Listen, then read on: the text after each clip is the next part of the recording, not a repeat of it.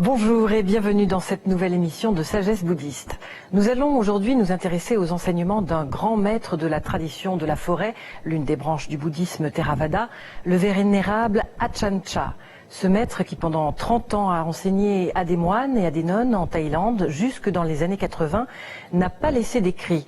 Mais ses enseignements, heureusement enregistrés, ont été diffusés sous la forme de livrets en thaï et en anglais, livrets distribués gracieusement dans les quelques 200 monastères de sa tradition répartis dans le monde.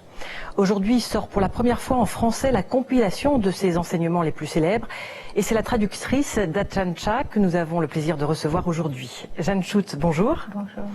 Vous avez rencontré le bouddhisme de la tradition de la forêt en Thaïlande, vous aviez 23 ans, puis vous êtes revenu en France, vous vous êtes marié, vous avez eu des enfants, vous avez enseigné l'anglais, le français, et aujourd'hui vous êtes interprète des moines anglophones de la tradition de la forêt. Est-ce que c'est facile de lier, de concilier une vie laïque remplie avec une pratique spirituelle régulière, puisque vous faites aussi des séjours en monastère, notamment en Thaïlande? Oui. J'avoue qu'au début de ma vie de famille, après le mariage, ça a été un petit peu difficile et j'ai craint de devoir un petit peu abandonner la pratique spirituelle. Mais heureusement, j'ai retrouvé un groupe d'amis qui organisait des réunions de méditation régulièrement, des sessions d'une semaine, de 10 jours. Et j'ai eu la chance, à la fin de la première session de méditation, que l'enseignant dise « À partir de maintenant, il serait bon que vous pratiquiez chez vous. Mais n'essayez pas de caser 1 heure de méditation le matin, 1 heure de méditation le soir. Dans votre emploi du temps actuel, vous n'y arriverez pas. Il va falloir au contraire mettre la pratique spirituelle au centre de votre vie et à partir de là, réorganiser votre vie. Et c'est comme ça que je l'ai ressenti juste et je l'ai pratiqué. Et ce qui a été merveilleux, c'est de voir que la famille a suivi complètement, les enfants, le mari, et tout le monde a été tout à fait porteur dans cette pratique, de sorte qu'il n'y a pas eu vraiment de dichotomie ou de séparation entre les deux vies, si on peut dire. Alors vous avez traduit déjà 2 livres d'Ajahn Chah. Est-ce que vous pouvez rappeler qui était Ajahn Chah et pourquoi il est aujourd'hui considéré comme un très grand maître? Alors Ajahn Chah, au début, c'était un simple moine très modeste du nord-est de la Thaïlande, mais il avait des caractéristiques humaines, personnelles très particulières. Il était déterminé, il était extrêmement honnête et il avait surtout une foi immense dans les enseignements du Bouddha. Il s'est dit, il s'est fait initier comme novice à l'âge de 9 ans, puis il a dû repartir à sa ferme natale, et puis finalement à 20 ans, ses parents ont accepté qu'il soit vraiment moine. Et il avait cette détermination. Il a dit, si le Bouddha nous a dit qu'en suivant le chemin qu'il a montré, on peut arriver à l'éveil, moi je veux essayer. Je vais y consacrer ma vie s'il le faut, mais c'est cette voie que je vais suivre. Cette détermination, cette confiance l'ont porté longtemps à travers des difficultés parce qu'il ne trouvait pas d'enseignement, de maître autour de lui qui ait ce même désir d'absolu. Jusqu'au jour où il a rencontré Ajahn Mun, qui lui avait révolutionné le bouddhisme de la tradition de la forêt, qui avait retrouvé les racines de l'enseignement du Bouddha originel, avec tout ce que ça comporte de principes, de rigueur au niveau de l'observation des règles monastiques et également de la méditation. Inspiré par cette rencontre avec Ajahn Mun, Ajahn Chah est reparti dans la forêt et très vite il a trouvé l'éveil. Il est devenu quelqu'un de rayonnant d'humour et rayonnant aussi de compassion. Et sa manière d'enseigner était pleine de compassion, mais des fois difficile. Des fois il avait de l'humour et puis des fois il était féroce. Il n'avait aucune pitié, par exemple, pour des personnes corrompues, des policiers qui venaient faire un don au monastère et estimaient qu'avec ça, ils avaient contrebalancé, on pourrait dire, toutes leurs actions malhonnêtes. Et Ajahn Chah insistait bien, ce n'est pas le cas. Toute action a sa réaction. Une action bénéfique, c'est très bien, mais ça ne va pas effacer les actions néfastes. Il faut aussi un mode de vie honnête et scrupuleux. Alors, ces enseignements ont été rassemblés sous le titre de Vertu et méditation. Est-ce que vous pouvez nous détailler un petit peu plus le thème de ce livre? Alors, en réalité, comme je vous ai dit, c'est une compilation de livres qui avaient donc différents thèmes et différentes occasions. Ils avaient été distribués à différentes occasions. La version anglaise a été compilée de telle sorte que le moine qui a fait cette compilation a réorganisé, si on peut dire, le thème de chacun de ces petits livrets individuels sous forme de vertu, méditation et sagesse. Donc 3 grands thèmes qui correspondent à la voie octuple du Bouddha. Il y a 8 éléments regroupés sous ces 3 thèmes. Donc comme le livre américain était un peu gros, quand nous l'avons traduit en français, on a choisi d'en faire 2 livres. Donc le premier qui vient de paraître, Vertu et méditation, et le second, Méditation et sagesse, qui devrait paraître l'année prochaine. Qu'est-ce qu'enseigne Ajahn Chah sur la vertu? Alors, La vertu au quotidien, on pourrait dire, c'est l'application des préceptes. Les préceptes de vie qui sont s'abstenir de faire le mal, donc s'abstenir de tuer, s'abstenir de voler, de mentir, d'avoir des relations sexuelles irresponsables, ou de se brouiller l'esprit avec en prenant de l'alcool ou des drogues.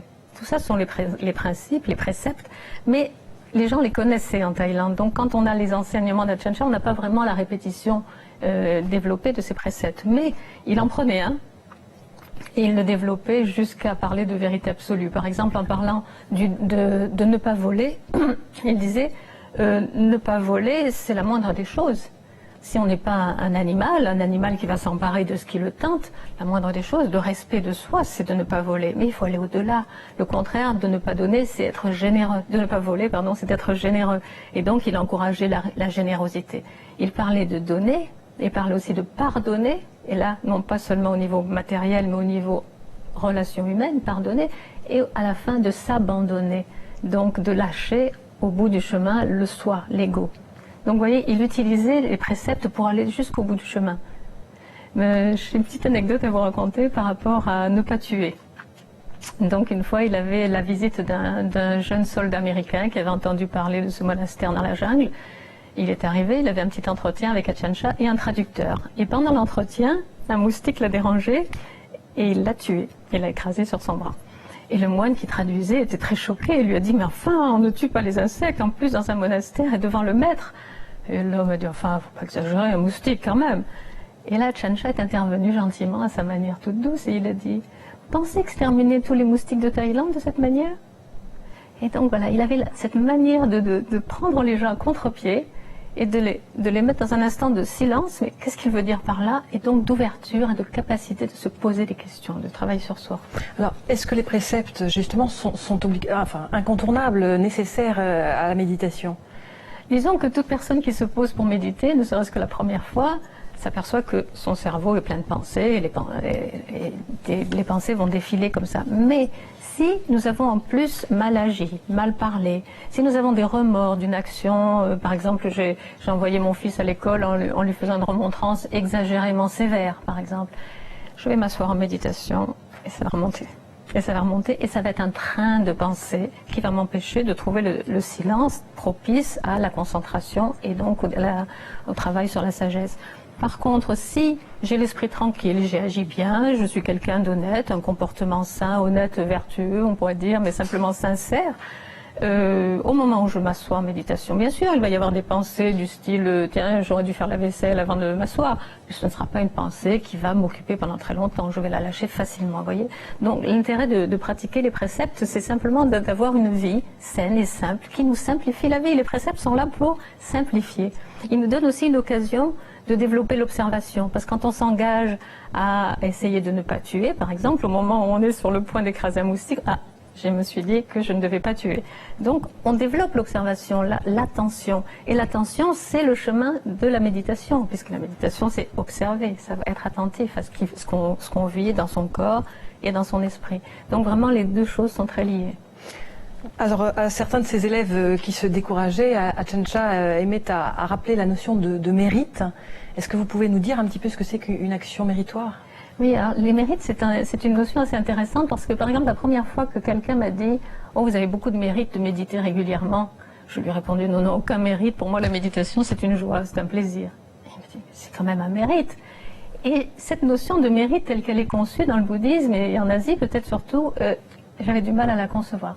Mais, effectivement, Ajahn Chah, c'est Ajahn Sumedho lui-même, son premier grand disciple occidental, qui me l'a raconté. Il m'a raconté qu'il y a une période où il était très découragé. Ajahn Chah lui a dit « Pense à tes mérites ». Il s'est dit « Mais quel mérite? Je suis là dans ce monastère depuis 3 ans, je n'avance pas, je ne progresse pas ». Et puis quand même, il avait une grande foi dans son maître et il s'est dit qu'est-ce qu'il voulait dire par là. Il a réalisé que le simple fait de vivre dans cette chaleur, avec ces moustiques, dans des conditions de vie vraiment très très limitées, très simples par rapport à la vie qu'il aurait pu avoir aux États-Unis dans les années 60, c'était déjà une façon de montrer son désir d'absolu, son désir de vérité, son admiration et son respect pour son maître. Et tout cela était effectivement des mérites. Et ça lui a donné conscience qu'il avait effectivement quelque chose sur quoi s'appuyer et continuer son chemin. Et ça recoupe tout à fait l'histoire du Bouddha au moment de son éveil. Voilà, une histoire, je crois, oui, qui montre comment la vertu est directement liée à l'éveil. Voilà, le Bouddha au pied de son arbre, juste avant son éveil, il a été, dit-on, attaqué par les armées de Mara, symboliquement toutes les pensées négatives, toutes les pensées de mal ou de tentation qui ont pu l'assaillir. Et donc, pour garder cette image, on dit que les soldats, les armées de Mara lui ont envoyé des flèches, mais elles se sont transformées en fleurs avant de l'atteindre. Ensuite, Mara a envoyé les tentatrices, ses filles, les danseuses, pour le tenter. À nouveau, le Bouddha était tout à fait imperméable à ces tentations. À ce moment-là, Mara s'est avancé lui-même et a dit « Comment oses-tu, toi, pauvre homme, abandonné de tous, même de tes derniers amis qui viennent de te quitter, comment oses-tu penser que tu as droit à l'éveil ?» Et le Bouddha, à ce moment-là, a eu cette inspiration de faire appel à la terre. On dit qu'il a pris la terre à témoin. C'est ce fameux geste qu'on le voit faire dans beaucoup de statues. Et l'appel à témoin, on dit que la terre se souvient.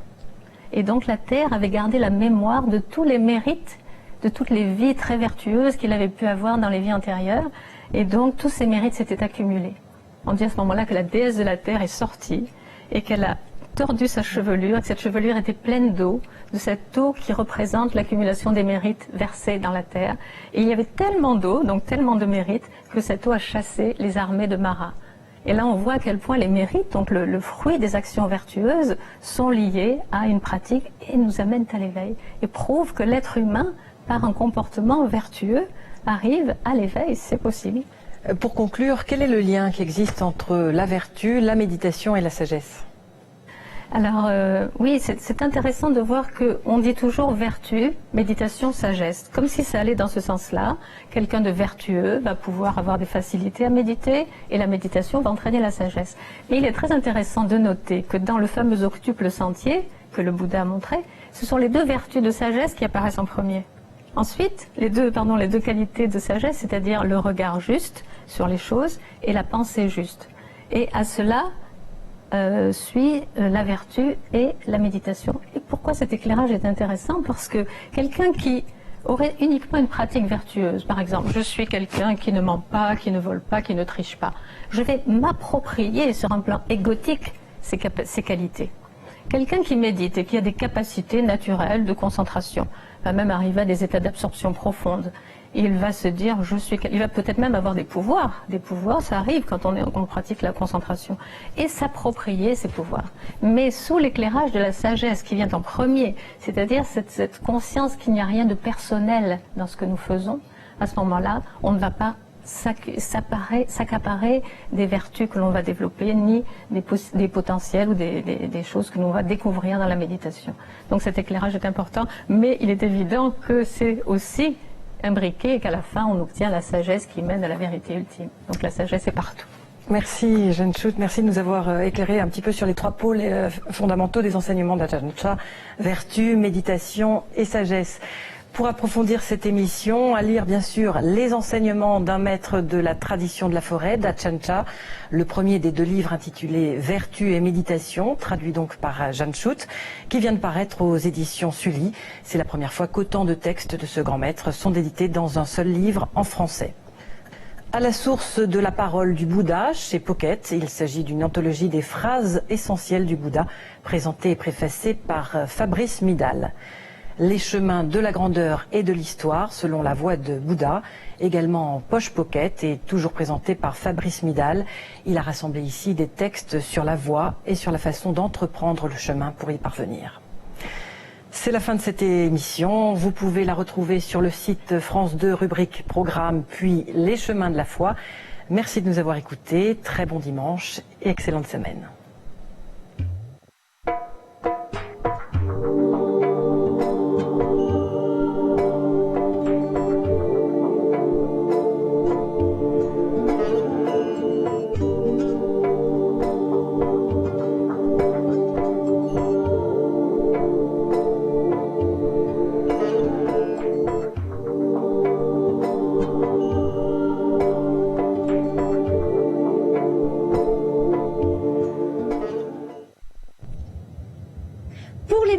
Du monde entier commence aujourd'hui la dernière